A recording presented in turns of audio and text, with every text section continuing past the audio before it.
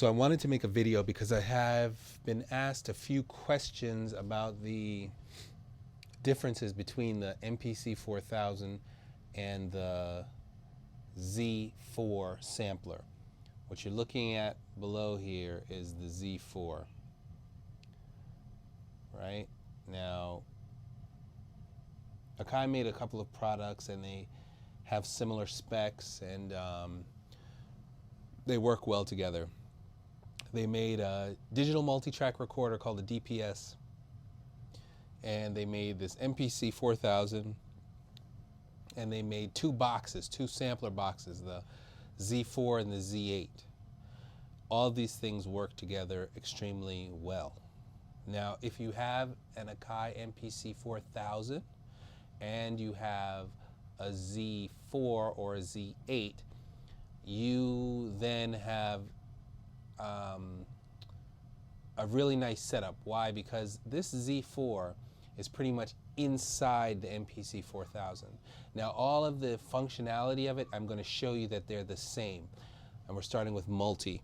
Now, just so you know, multi, it can be kind of complex at first, but just so you understand, you have samples, and samples are, as you know, sounds which you record, and it could be one shot, of a drum, a kick drum. It could be the, keyboard note, whatever. You have samples and, a record, whatever. You have a sample, you put it on a pad. Samples are the smallest increments of a sound that you'd have. You put many samples together and you create a program. You have two types of programs. You have Keygroup programs and you have drum programs, which is what you see here, drum and Keygroup, right? KG and drum. Now you also have, forgive me for all you people who know this already, this is for the novice. Then you have multis. Multis are many programs put together, okay? And you can do a variety of things with multis. So now I just want to show you how these things are the same. So we're looking at the multi-screen here, the multi-list screen, and we're looking at the multi-screen here. If you press window on the Z4, it shows you the multi-list. We're going to close this out. You have select, main, tune, effects. So main, you have level, pan, out, channel, and the program number, which is the same as what you have here if I were to go to mix. Level, pan, out, effects, send. Now you don't see the effects down here. There's its own button for effects. So effects and the effects send. If you were to go to tune, you'll see the tune. You'll see the high and the low points for each program. In other words, the lowest point of the key going up to the highest point of the keyboard. So from key C2 to G8, and then the priority, when the notes will drop out and which one you'd keep as a priority. Both of these machines are 64, have a polyphony of 64. MIDI, then you see the MIDI channel, tune, priority, which was on the main screen here, channel, okay? So as you can see, it's all the same stuff. And then span, I don't think I showed you span on this. This would be the equivalent of the screen where you see the span, okay? So that's multis, same thing inside them. The only thing this Z4 doesn't have is the sampler. Is the sequencer. But anyway, it kind of has its own little player in it though. If I click on select, you'll notice it says song here. This is a standard MIDI file player. I have not found that in the MPC 4000. Maybe it's in there, I'm just not sure. But it has a standard MIDI player. And you can choose from when and to where you want it to play.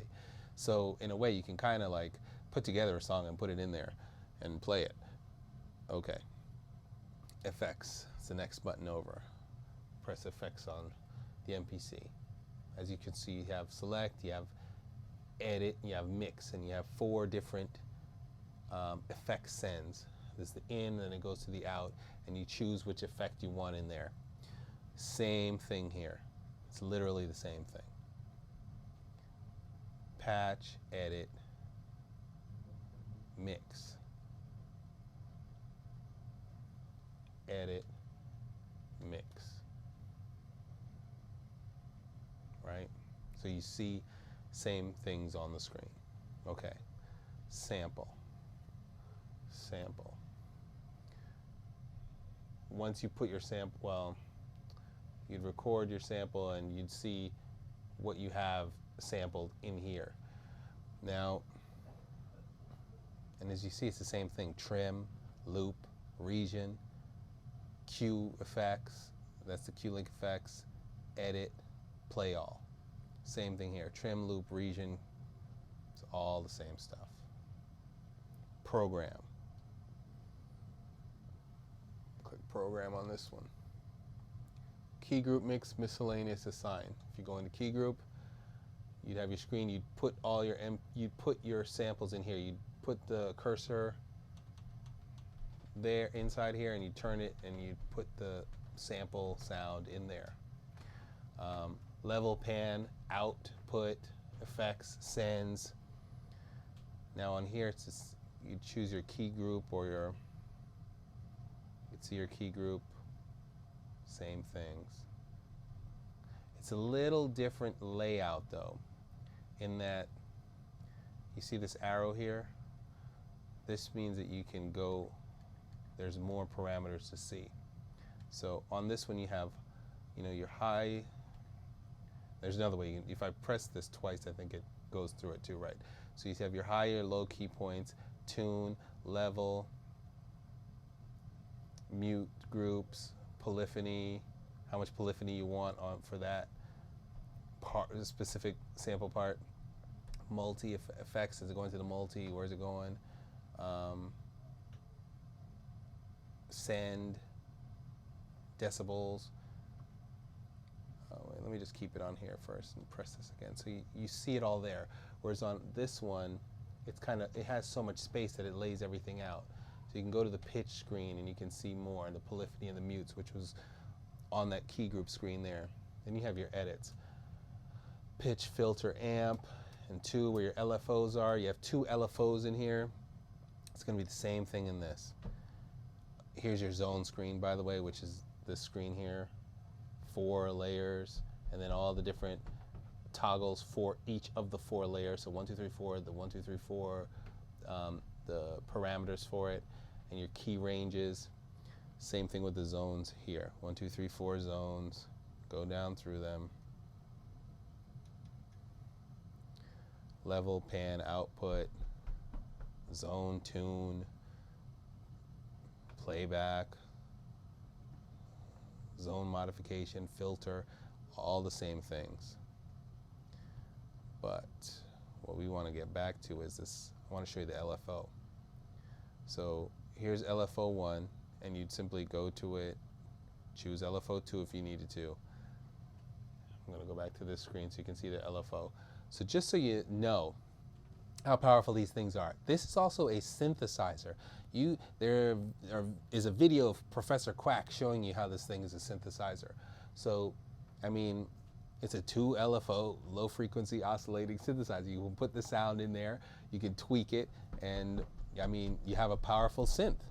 So a lot of people are just using these machines just to play back samples and all that. I mean, it can be everything for you. So that's that, the record screen. You can choose your analog, digital, main out. Same thing here, record screen. It's got the same parameters. Okay. Utilities, that just takes you into, like, you know, controlling certain parts of it. You know, MIDI, system clock. This just shows you the MIDI data. And you have your save screen, your load screen, which is the same as here. Save screen, load screen. Now the MPC 4000 obviously has parameters which should work because it's a sequencer as well. So, I mean, in fact, I just want to show you something. I want to show you the screen that shows you all of the sort of mix parameters and whatnot, and how things are configured. If I can just find it, I can never remember where it's at. Here we go. So as you can see right here, MIDI in and out, MIDI in 1 and 2, and these are the MIDI outputs. And this is the matrix where how you can turn, like the pad, It's showing you the pads going to the sequencer, and then you have the sampler here. So that is the Z4 or Z8 inside of the MPC 4000. Now I can change these, and you can, so the MIDI in one, it's going straight to the sampler section, and it's not, you can't use the pads to mess with it. Or, you know, you can go to MIDI 2 and you can have that one, MIDI input 2 go straight to the sequencer, to the sampler, sorry. And then you can have where the, right now the drum pad is toggling the, is playing the sequencer, and you can have it go straight to the sampler. I mean, there, or you can have it go straight to the MIDI out, and you can choose which MIDI out. Well, no, it only goes to MIDI A, MIDI out A. So, I mean, these are, this thing is incredible for like all the stuff it can do, really. But anyway, that's the quick and dirty. I just wanted to show you, because some people have asked me, if you get the, and the thing is, this has so much memory in it too. So, I mean, you can load a whole lot inside these things, because you know, you can have a hard drive in there that holds 80 gigs worth of samples. But the real trick to having the two of these, why it's great to have the two, is when you want to mess around with the editing of your samples, because you can put the same sample, now listen, you can put the same samples or same set of samples, and you can have them in their zones, or have different variations of it, slight variations of each one, in the 4 zones of this one and in the zones of this one. Hold on, take you back there. Right, so in the 4 zones, you can have like slight variations of it. And you can mess with all these different sounds, and you can run them through the filters, and you can run them through the LFOs. And if you have the multiple output on this, on the Z, and the multiple output on the MPC 4000, then that means you have 10 outputs, because you have the main outputs, then you have all of the individual outputs, so that would be 8 outputs, plus those 2, so that's 10 for one unit, and you could have 10 for the other unit. So you can have the 2 of these together and have a 20 output sound source. Think about that. So anyway, that is my rundown. Now, I generally use this as a sequencer, but I'm starting to get into, you know, sampling my own sounds, putting them in there, breaking them down, and, you know, I just want to show you how powerful this is.